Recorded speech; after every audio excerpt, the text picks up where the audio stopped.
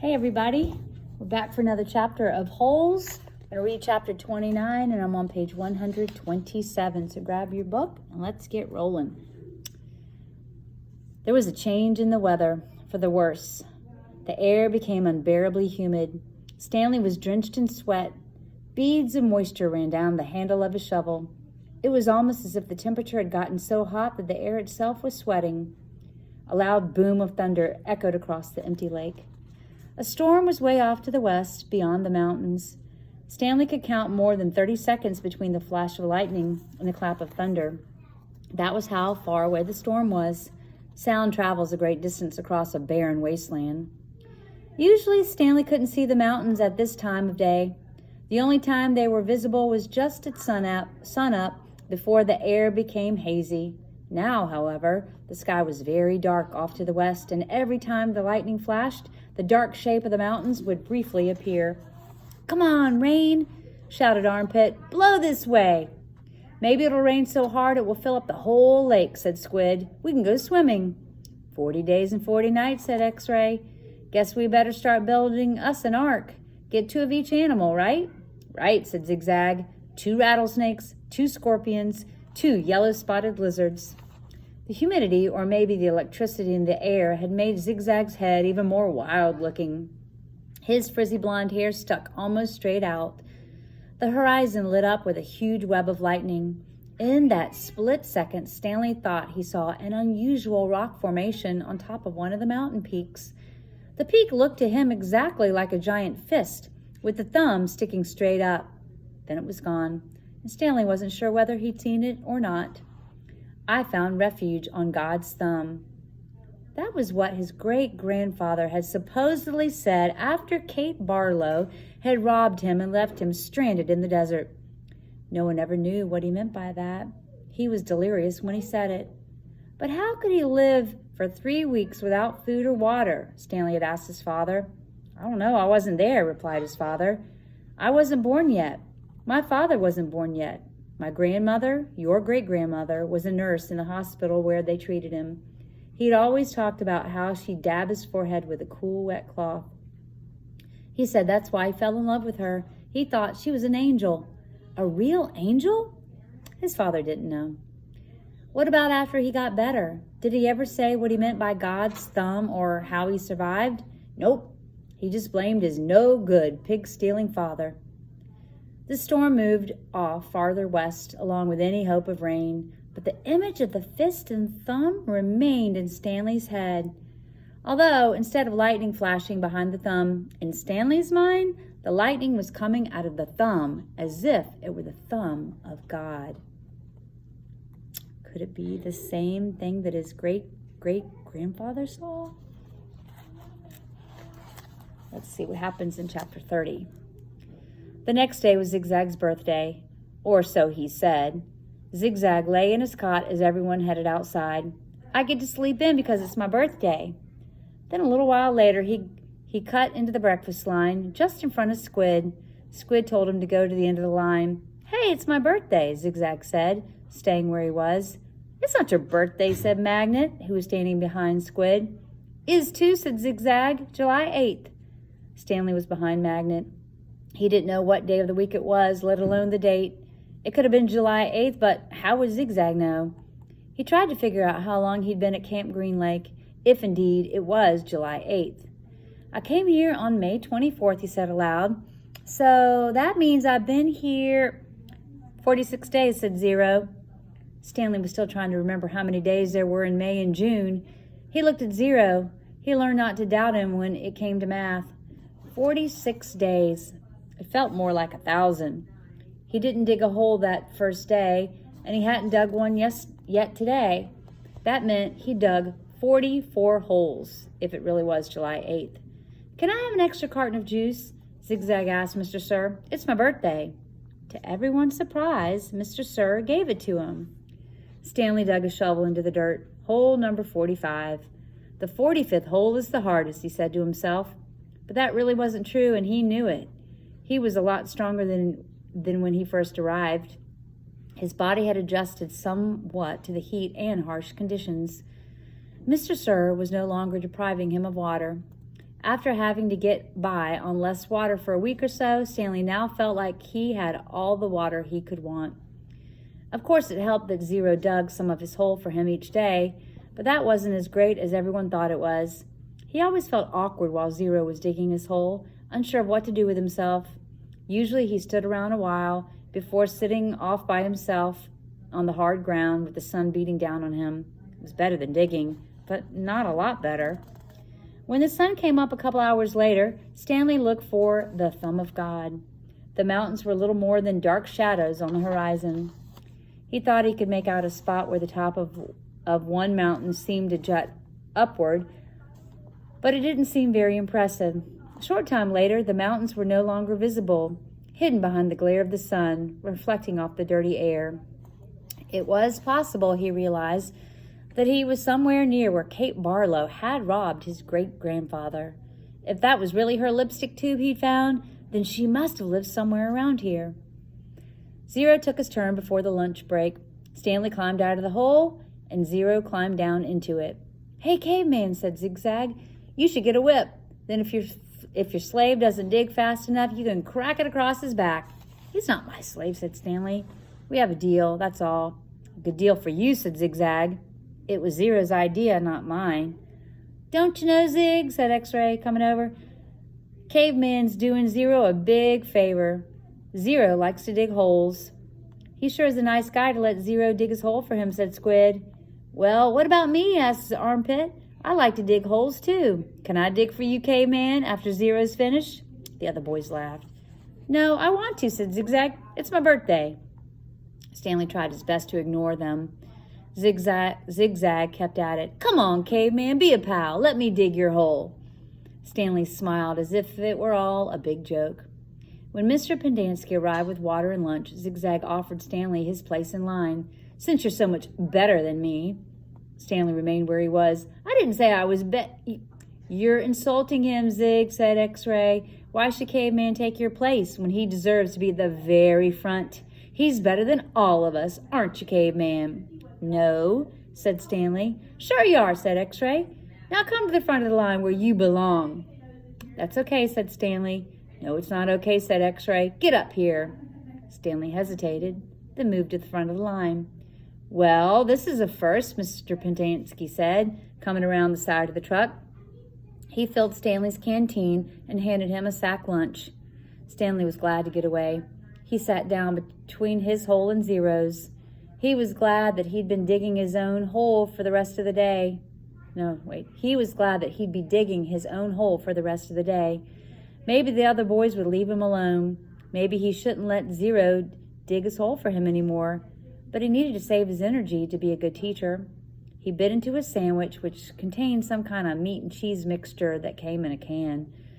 Just about everything at Green Lake came in a can.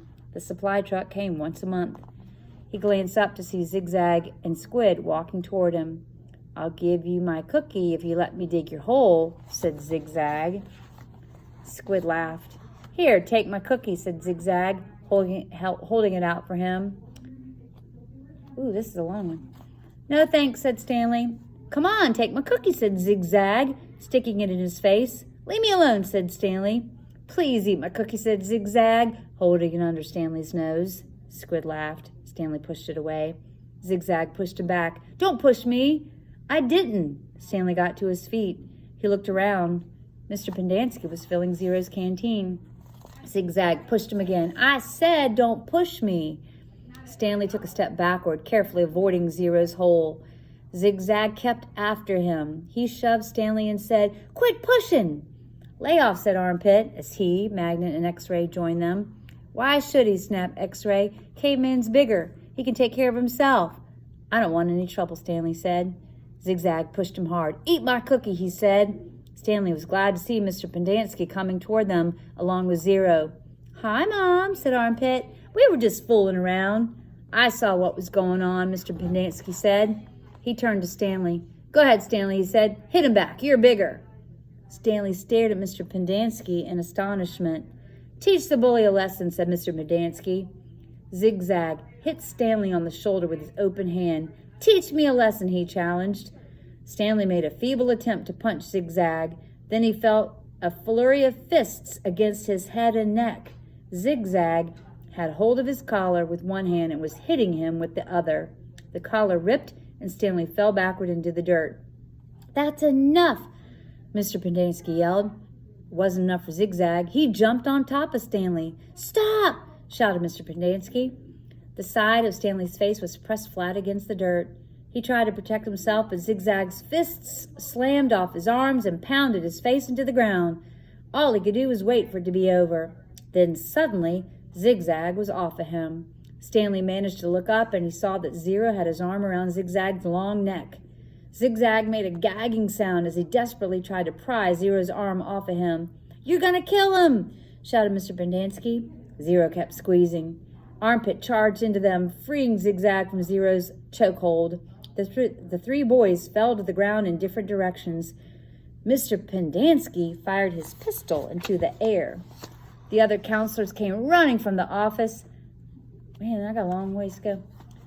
The tents or out on the lake. They had their guns drawn, but holstered them when they saw the trouble was over. The warden walked over from her cabin. "There was a riot," Mr. Pendanski told her. "Zero almost strangled Ricky." The warden looked at Zigzag, who was still stretching and massaging his neck. Then she turned her attention to Stanley, who was obviously in the worst condition. "What happened to you?" "Nothing. It wasn't a riot." "Ziggy was beating up the caveman," said Armpit. "Then Zero started choking Zigzag, and I had to pull Zero off of Zigzag. It was all over before Mom fired his gun."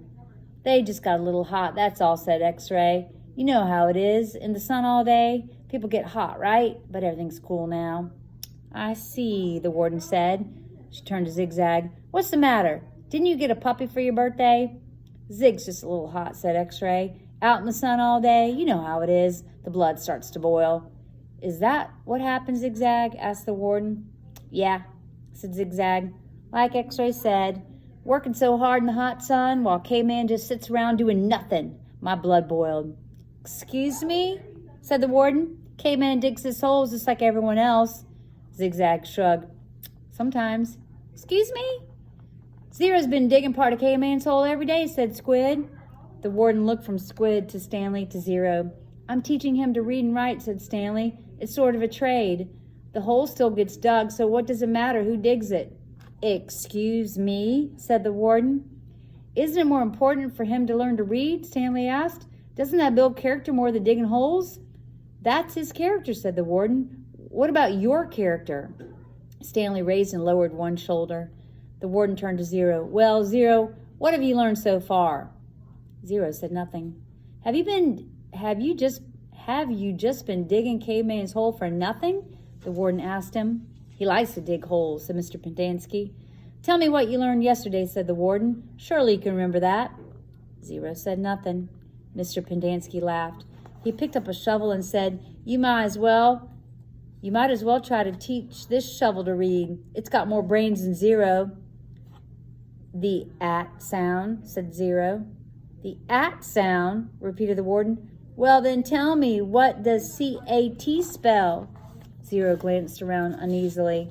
Stanley knew the answer. Zero just didn't like answering questions.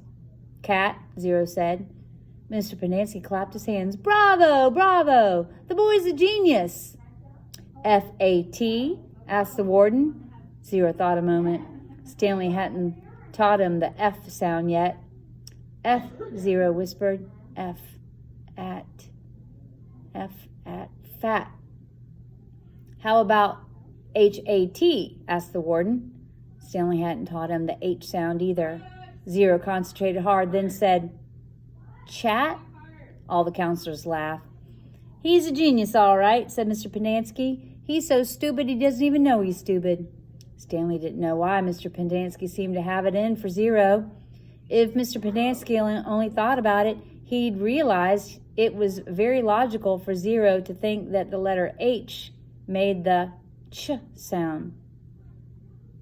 Why would that be? "Okay, from now on, I don't want anyone digging anyone else's hole," said the warden. "And no more reading lessons." "I'm not digging another hole," said Zero. "Good," said the warden. She turned to Stanley. You know why you're digging holes? Because it's good for you. It teaches you a lesson. If Zero digs your hole for you, then you're not learning your lesson, are you? I guess not, Stanley mumbled, although he knew they weren't digging just to learn a lesson. She was looking for something belonged to Kissin' Kate Barlow. Why can't I dig my own hole but still teach Zero to read, he asked. What's wrong with that? I'll tell you what's wrong with that, the warden said. It leads to trouble. Zero almost killed Zigzag. It causes him stress, said Mr. Pendanski. I know you mean well, Stanley, but face it, Zero's too stupid to learn to read. That's what makes his blood boil, not the hot sun. I'm not digging another hole, said Zero. Mr. Pendanski handed him the shovel. Here, take it, Zero. It's all you'll ever be good for. Zero took the shovel. Then he swung it like a bat. The metal blade smashed across Mr. Pendanski's face. His knees crumbled beneath him. He was unconscious before he hit the ground. The counselors drew their guns. Zero held the shovel out in front of him, as if he were going to bat away the bullets. I hate digging holes, he said. Then he slowly backed away. Don't shoot him, said the warden. He can't go anywhere.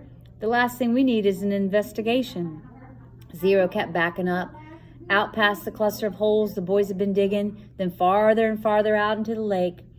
He's going to have to come back for water, the warden said. Stanley noticed Zero's canteen lying on the ground near his hole. A couple of the counselors helped Mr. Pendanski to his feet and into the truck. Stanley looked out toward Zero, but he had disappeared into the haze. The warden ordered the counselors to take turns guarding the shower room and rec room all day and all night. They were not to let Zero drink any water. When he returned, he was to be brought directly to her. She examined her fingernails and said, It's almost time for me to paint my nails again. Before she left, she told the 6 remaining members of Group D that she still expected 7 holes. Oh my gosh, that was a lot. What is going to happen next? This is Exciting Buck. I'll see you next time.